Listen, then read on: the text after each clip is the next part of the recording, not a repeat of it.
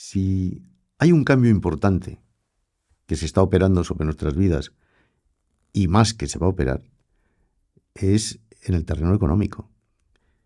Ya nada va a ser como era. Bueno, es que ya los billetes de 50 ya van a dejar de utilizarse. Todo. Las criptomonedas ya no lo sé. Esto no lo sé. Lo vamos a preguntar ahora. El nuevo orden económico mundial, pues seguramente es un factor que nos va a condicionar absolutamente nuestro quehacer y nuestro ocio y nuestro negocio. Todo ello. Yo de esto, como siempre digo, entiendo muy poco, pero siempre invitamos a quien de verdad entiende. Y hoy tenemos a alguien que de economía sabe mucho, que la ha practicado, la ha padecido y la ha disfrutado, supongo.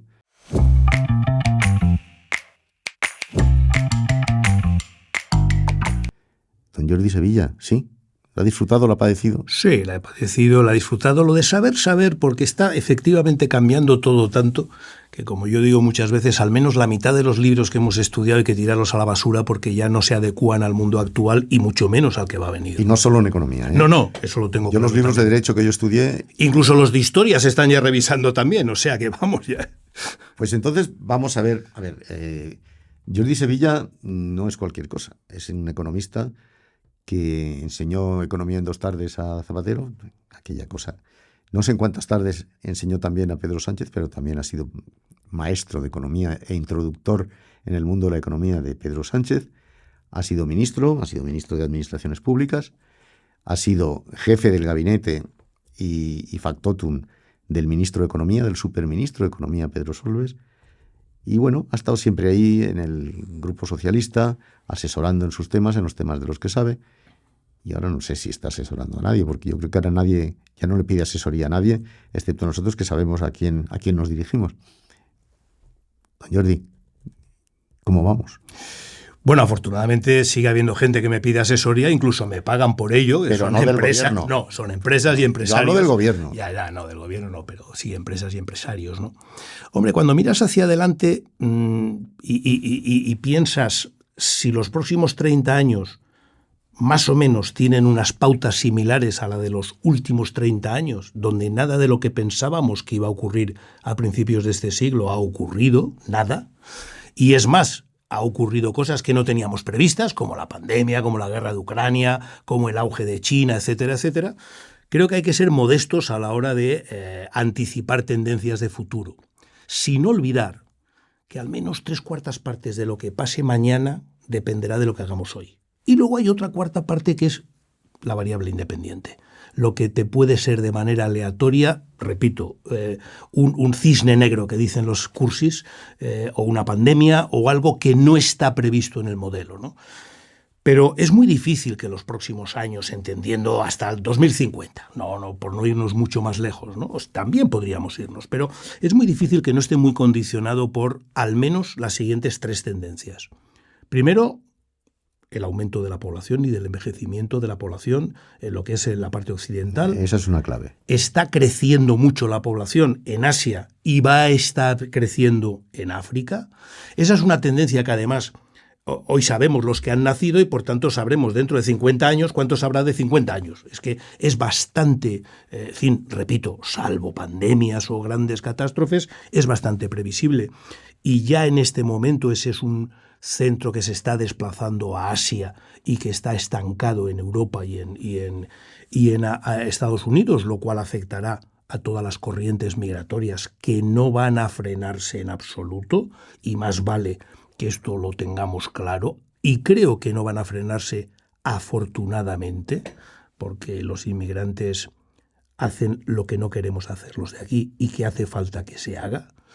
La segunda tendencia es el cambio climático. Es que esto no podemos ir contra ello. Es decir, si seguimos como hasta ahora, sin cumplir los compromisos a los que los gobiernos y las empresas se han comprometido de reducción de emisiones de CO2, para el 2050 vamos a tener una subida media de la temperatura del planeta más bien cercana al 3%, a 3 grados. Eso es más del doble de la subida actual, y eso tiene impactos sobre el Ártico, tiene impactos sobre el nivel del mar, tiene impactos sobre las sequías, tiene impactos sobre las inundaciones, tiene impacto sobre muchísimas cosas, y no nos olvidemos que según la ONU, En este momento hay 3.000 millones de personas, que es casi la mitad de la población mundial, que viven en zonas de alto riesgo climático. Por tanto, eso es una tendencia en la que, si hoy somos capaces de cumplir, reducir y limitar ese crecimiento hasta el 1,5, 2 grados, los impactos serán menores y si no, serán mucho mayores, ¿no? Y la tercera gran tendencia que nos va a cambiar es la inteligencia artificial. Yo creo que eso ya nadie, a partir sobre todo del ChatGPT, puede negar que eso ya es una realidad en nuestras vidas, en nuestra manera de comunicarnos, en nuestra manera de entender, de aprender, de trabajar y de relacionarnos socialmente. Y por tanto es una revolución brutal que no sabemos todavía cómo va a ir, ¿no? Creo que esas son 3 tendencias claras. Quizá hay una cuarta. Que es el cambio energético.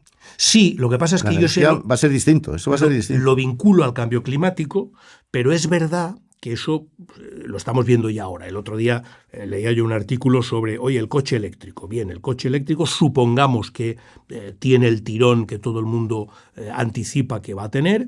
El coche eléctrico tiene 2 impactos que ya sabemos cuáles son. Habrá otros que no conocemos, pero hay 2 que ya sabemos. 1, necesita menos mano de obra que los coches actuales y, por tanto, el sector de la automoción, que históricamente ha sido uno de los motores del crecimiento económico en todo Occidente y ahora lo está siendo en China, pues, en fin, dejará de serlo desde el punto de vista al menos del empleo. 2, lo que necesita un coche eléctrico no es gasolina, necesita otros productos que están en otros países, están en otras zonas geoestratégicas a las que no llegamos, que no controlamos y que, sin embargo, cuando vamos allí nos encontramos con China. Por tanto, hay un cambio de geoestratégico importante que va asociado a lo que es todo este cambio energético, porque lo mismo pasa con las fotovoltaicas. Yo no sé si en este momento la gente es consciente que casi el 90% de todas las placas solares que nos ponemos en casa o en cualquier otro lado son chinas. Pero no es que sean chinas, es que nadie ha sido capaz de hacer otras mejores y más baratas que las que están haciendo los chinos ahora, y que ese nivel de dependencia de los materiales necesarios para las nuevas tecnologías va a cambiar la correlación de fuerzas del mundo, ¿no? Ya que he hablado de algo que nos afecta cotidianamente, como son las placas solares, yo acabo de colocarlas en mi casa, mis vecinos nos han obligado prácticamente en el ayuntamiento a ponerlas. ¿Cómo nos va a afectar la nueva economía en nuestras vidas? Es decir, yo, por ejemplo, hace 3 años que no utilizo un billete de banco.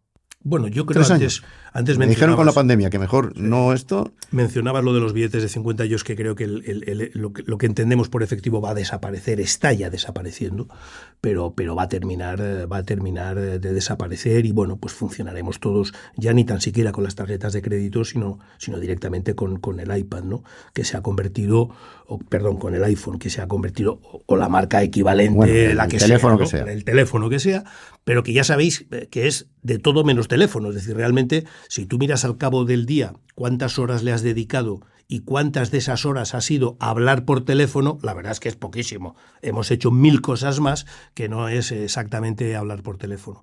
Eso va a subir, esa dependencia va a subir. Y en este momento, hablo de memoria, pero estoy recordando en torno a 2 horas y media, 3 horas al día de media utilizamos de alguna forma para WhatsApp, para mirar noticias, para enviar mensajes, etcétera, etcétera. Pero no será malo, ¿no? Utilizar otras cosas que no sean el papel moneda. No. Habrá menos evasión, habrá menos dinero negro. Los, digamos, muy liberales critican precisamente eso, porque claro, dice, hombre, yo con el dinero en cash no tengo que dar cuentas de dónde me lo gasto, mientras que si tengo ahí un rastro, bueno, a cambio de eso los que preferimos que la gente pague impuestos, pues también te sientes más tranquilo, porque la probabilidad de que haya dinero negro a través de las tarjetas de crédito, pues va a ser bastante menor, digamos, que con el dinero físico, ¿no? Yo creo que va a haber muchos cambios. De hecho, los estamos viendo ya, repito. Es decir, la gente, digamos, de nuestra tercera juventud, por decirlo de alguna manera. Ya no digo que miremos cuando teníamos 20 años, no. Miremos hace 20 años. Y miremos lo que ha cambiado el mundo en estos 20 años. Es que yo creo que ha ido tan rápido que no somos conscientes. Es decir, cuando te has acostumbrado a una novedad, viene otra, y cuando viene otra, y viene otra, y te anuncian otra, ¿no? Creo que va todo muy rápido. De hecho, yo alguna vez he empleado la expresión de que el futuro nos atropella. O sea, viene tan deprisa que nos va atropellando, ¿no? ¿Este ritmo de cambio se va a mantener? Yo creo que seguramente sí, y en algunos temas, especialmente la inteligencia artificial, se va a incrementar. Y ahí entramos en una de esas cuarta parte que yo decía de impredecible. La manera de enseñar, es decir, es imposible que dentro de 5 o 10 años nuestros hijos o, en fin, o ya nuestros nietos vayan a clase como hemos ido nosotros o como se sigue siendo ahora. Incluso es muy probable que cuando hagas clases online, y hay muchas universidades que ya son online, pues el 80% de las asignaturas te las dé un programa, una inteligencia artificial, ¿no? ¿Eso no es ir demasiado deprisa? Estoy pensando ahora mismo, por ejemplo, en la moda de las criptomonedas. Yo creo que eso ya no existe. El blockchain. Porque ha habido, sí que ha habido, sigue existiendo. Es verdad que, como siempre se ha dicho, el nivel de especulación es muy alto. Y cuando el nivel de especulación es muy alto, es verdad que puedes ganar mucho o puedes perder mucho. Y como últimamente ha primado el perder mucho, la gente se ha retraído, ¿no? Pero yo creo que esto va a seguir yendo muy rápido. El otro día hablaba con unos médicos que habían probado el ChatGPT en la consulta, en el hospital, a modo de juego, como hemos hecho casi todo el mundo. Probemos. Y yo siempre recuerdo, ojo, porque mañana es más listo, pasado es más listo. Es decir, los seres humanos no siempre somos más listos al día siguiente, pero la inteligencia artificial sí. Y me decía este médico, mira, es que 7 de cada 10 enfermedades nos las ha diagnosticado igual que nosotros. Siempre hay un margen en el que no. Siempre hay un margen en el que el ojo humano, por decirlo de alguna manera, pues seguirá siendo importante. Pero si se generaliza el diagnóstico a través de la inteligencia artificial dentro de 10 años, no digo mañana, ¿qué revolución vamos a tener en los tratamientos médicos, en los hospitales, en el propio servicio médico? ¿Qué van a tener que hacer los médicos? A lo mejor resulta que tenemos mucha más necesidad de enfermeros y menos de médicos, no lo sé, o habrá que especializarse más o en otras cosas. De eso precisamente estamos hablando, del cambio. Pero es que esos cambios se van a producir. Ya, pero algunos se han producido y han fracasado. Hablábamos de las criptomonedas, perdón, porque es que quizá lo hemos abandonado demasiado pronto.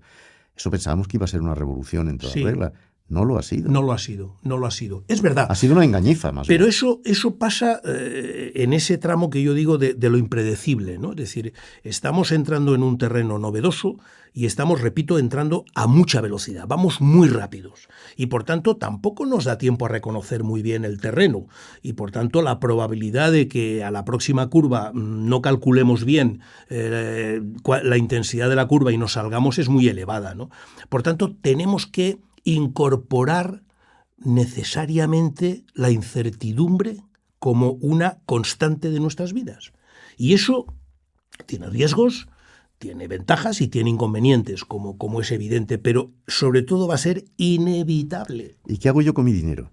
El dinero que tengo, que ya no sé dónde colocarlo, porque si lo coloco por cierto, con los bancos no nos dan rentabilidad ninguna. No, bueno, eso es también ahora una cosa temporal y especialmente en España, ¿no? Sí, pero es que los bancos, lo primero que tendrán que cambiar es el sistema bancario, ¿o no? Totalmente. Lo primero, ¿no? De hecho, yo creo que es uno de los que más pronto empezó la transformación. La hemos visto en la parte negativa de cerrar sucursales, pero en el fondo, junto a eso, ha habido una digitalización del negocio bancario y de la relación con los clientes espectacular, hasta el punto que el actual problema es, la gente que por la razón que sea, por edad o por condiciones socioeconómicas, no es capaz de acceder a la nueva banca digital, ¿no? Pero es verdad que están surgiendo, hoy lo estaba mirando, es decir, en los últimos, 5 años, lo que ha crecido mucho más en la economía es lo que se llama el dinero no bancario. Es decir, la cantidad de recursos que se canalizan a través de instrumentos financieros que no son bancos. que son lo que se llaman bancos electrónicos, es decir, que es muy distinto al banco tradicional, lo cual tiene un punto de problema, y es que no todos ellos están regulados por el Banco de España. Y por tanto no todos ellos cumplen con todas las exigencias de control y de rigor que se exige a un banco, y eso quiere decir que a corto plazo puede ser mucho más ágil, puede ser que te dé más interés, puede ser mucho más atractivo, pero si vienen mal dadas te quedas con eso preguntaba yo, que ¿qué hago yo con mi dinero? El poco dinero que tengo ahorrado, no me dan rentabilidad bancaria ninguna, no me dan rentabilidad ninguna. Pierdo cada año, con la inflación pierdo, y con esta inflación mucho más. ¿Qué hago? Sí. Bueno, lo que tienes que hacer es, que también se está ahora incrementando más en los bancos, es lo que yo hago. Ir a un experto del banco y que te lo maneje él, porque yo creo que el experto del banco es muy experto para el banco. Sí, pero no para el cliente. Sí, pero tiene muy claro que o te da al final una rentabilidad o te cambias de banco. En ese sentido sí que eso es una ventaja del cliente, ¿no? En España, a pesar de todo, y lo estamos viendo últimamente, la inversión en vivienda sigue siendo rentable. No sé cuánto tiempo, pero sigue siendo rentable. Pero también tenemos que acostumbrarnos, y esto les va a pasar a las empresas también, tenemos que acostumbrarnos a tasas de rentabilidad y de beneficio razonables. Es decir, aquí hemos vivido unos años, vinculados con la globalización sobre todo, en el que los beneficios de las grandes empresas han sido brutales, con unas subidas en bolsa espectaculares y donde ha ganado mucho dinero mucha gente, ¿no? Eso es excepcional. Eso es excepcional. Oye, que ha durado 10 años. Bueno, pues ha sido excepcional durante 10 años. En una situación más normalizada, uno gana por su dinero y, por tanto, tiene que no perder con la inflación y tiene que obtener una rentabilidad, pero lo que en economía llamarían los clásicos una rentabilidad normal. Vaya usted a saber qué quiere decir eso, pero no rentabilidades como las que hemos visto. Es decir, la bolsa no se puede revalorizar así un 20, un 15%, un 25% como se ha ido revalorizando. Tiene que tener revalorizaciones normales y los beneficios de las empresas ser normales, pero la carrera en la que nos hemos metido, sobre todo las grandes empresas que cotizan en bolsa, por ir mejorando cada año la rentabilidad, incluso en muchos casos ha estado detrás de algunos de los grandes quiebras y de las grandes, problemas de gestión, porque con los incentivos a los gestores vinculados a la rentabilidad a corto plazo les ha llevado a tomar decisiones en el cual se sacrifica el beneficio a medio largo plazo por el del corto plazo. Y esta gestión de los supermillonarios de la economía digital, que son lo menos ejemplar del mundo, sí, que están todo el día especulando con cosas absurdas, que si viajan al espacio, que si no sé qué, todo esto no acabará en un petardazo mucho peor que el del 2008. Bueno, y a lo mejor tan malo como en el 1920. Aspiraría a vivir en un mundo en el que no hubiera supermillonarios, ¿no? Es decir, porque creo que no hay una justificación suficiente para la desigualdad tan grande que estamos viviendo, por muy genial que sea uno y por una idea muy buena que haya y muy revolucionaria que haya tenido, ¿no?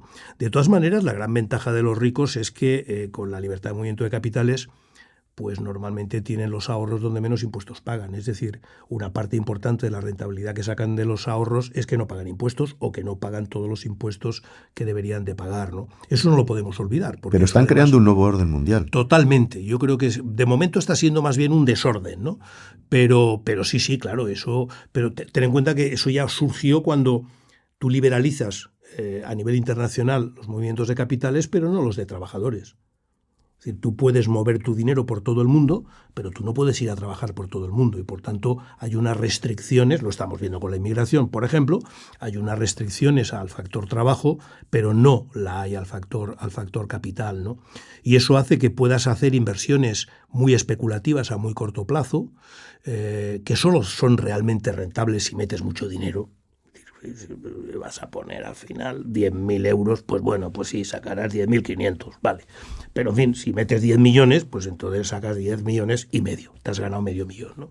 Entonces, y por otro lado, porque lo puedes mover de tal manera que, como digo, no pagas impuestos o pagas los mínimos impuestos. Pero yo creo que esa es una de las cosas, pero a nivel de España lo estamos viendo con toda la carrera de las comunidades autónomas, a ver quién rebaja más los impuestos. A mí me parece absurdo, ¿no? Porque normalmente la misma comunidad autónoma que rebaja impuestos, es más, que vende como positivo rebajar impuestos, luego dice que no tiene dinero para pagar la sanidad y se lo exige al gobierno central. O sea, me parece una contradicción absurda, ¿no? Los temas que no hemos resuelto. Y esto... Usted que ha sido ministro de la cosa, no hemos resuelto el tema de la financiación autonómica. No lo hemos resuelto. No lo hemos resuelto. Porque todavía estamos en un paradigma, yo como digo, nuestro sistema autonómico que yo defiendo, lo tenemos a medio construir.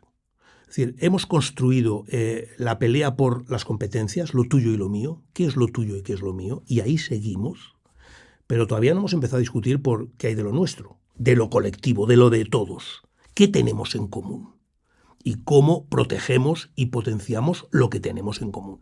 Este debate se está perdiendo. En términos de comunidades autónomas se ha perdido, no se ha tenido, más que se ha perdido. Yo empecé lanzando esta idea y en ese sentido propuse con el presidente Zapatero, evidentemente, ¿no? Las conferencias de presidentes como un sitio donde se discutiera de lo común, no de qué hay de lo mío, que para eso ya están los consejeros, los ministros, sino qué hay de España, la España autonómica, que existe una España autonómica, pero es España también. Por tanto, ¿qué hay de lo...? Bueno, eso no ha terminado todavía de cuajar y mucho menos en este Pero Zapatero aprendió, ¿no? De aquellas 2 tardes de economía algo aprendió, bueno, yo ¿no? creo que sí, yo creo que fueron algo más de 2 tardes. ¿Y Pedro Sánchez aprendió algo de aquellas tardes? Pedro Sánchez es economista, y yo creo que él ya venía sabido. Ya venía sabido, ¿no? Bueno. Pero déjame que te termine ahí con lo de lo nuestro y lo común, porque a mí no es un tema que me preocupa ahora, porque eso también nos va a condicionar al menos los próximos años, ¿no? Que es el auge de la polarización y el auge del populismo, que entre otras muchas cosas, aparte de cabrearnos a los ciudadanos, porque ya muchas veces salimos, yo tengo muchos amigos que salen de casa y yo les digo, joder, escucha otra emisora de radio, porque no sé cuál escuchas, pero sales ya cabreado por la mañana, ¿no? O sea, ya sales con ganas de ir a por alguien, ¿no? Y eso no es bueno, sino porque ha generado un clima en el cual los dos grandes partidos no pueden hablar de lo común. No pueden pactar de lo nuestro. Y yo creo que en toda sociedad, existen asuntos de Estado con los que nos tenemos que poner de acuerdo la inmensa mayoría de los ciudadanos. Si tú no puedes hablar de eso, lo que estás es incrementando el número de problemas que no eres capaz de resolver. Y por tanto, pues seguimos hablando del paro juvenil desde hace 25 años, que los servicios públicos de empleo no funcionan desde hace 30 años, que la universidad española es mejorable y no la hemos reformado desde hace 30 años. Es decir, los temas importantes se quedan sin resolver porque su solución pasa por un acuerdo, en nuestro caso PP-PSOE, ¿no? Y eso lo estamos imposibilitando. Ese es el gran tema que tenemos planteado. Totalmente. Tenía una última pregunta, porque se nos acaba el tiempo. Tenía una última pregunta. Hemos hablado de la pirámide poblacional. En España, dentro de 10 años, mayores de 65, aquí seremos la tercera parte de la población. ¿Eso tendrá que condicionar las políticas económicas? Todo. ¿Esto de la Silver Economy es algo que realmente va a pitar o es una manera de engañar a los mayores? No. Yo creo que nos hemos centrado mucho en ese tema, que es una evidencia. Eso va a ocurrir. O sea, ahí no hay discusión. Repito, porque sabes cuántos hay ahora de 50 años y sabrás dentro de 10 años cuántos hay de 60. Esto es matemática pura. Pero es verdad que nos hemos centrado casi exclusivamente en el tema pensiones, que es muy importante. No digo yo que no, pero hay muchísimos otros aspectos vinculados con ese proceso de envejecimiento que se llama la Silver Economy, ¿no?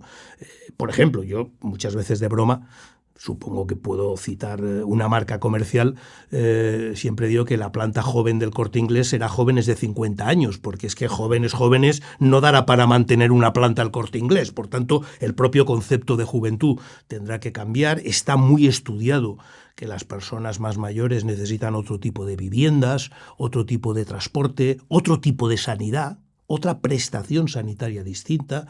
La mayoría de los problemas sanitarios de la tercera edad son crónicos, no son agudos, y hoy nuestro sistema sanitario está previsto mayoritariamente para problemas agudos y no tanto para crónicos. O sea, hay un montón de cosas. El ocio. El ocio mismo, totalmente.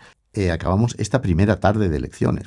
Sí, mi unidad de medida son 2 tardes, o sea que tendremos que repetirlo. Yo creo que un poco más, como usted mismo ha dicho, pero en fin, yo creo que hemos hecho una visión, una cosmovisión casi, pero es que la cosa es muy complicada. Claro, decía Galbraith, que un economista es un señor que es capaz de explicar brillantemente por qué se ha equivocado tanto en sus predicciones. Sí, esto. Pues algo de esto nos ha pasado. Así es. Algo de esto nos ha pasado. Pero bueno, Jordi Sevilla es un gran economista. Muchísimas gracias, Jordi Sevilla. Gracias Hasta la próxima tarde. Hasta la próxima tarde, Fernando.